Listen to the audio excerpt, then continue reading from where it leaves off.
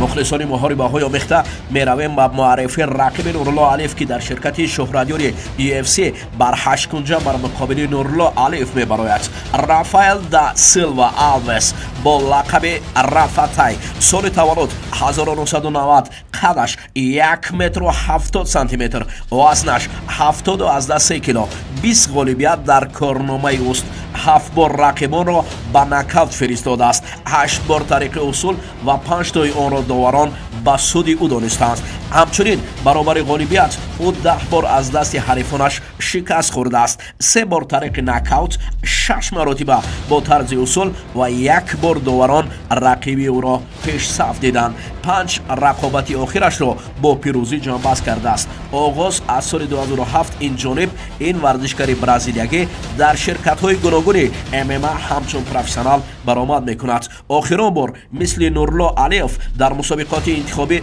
Дана Вайт рохат ба ширкати UFC гирифтааст. дӯстони азиз, ҳар суол ва пешниҳоде доред, нависед, ҳатман пешкашатон мегардонем. ба таваҷҷӯҳатон ташаккур.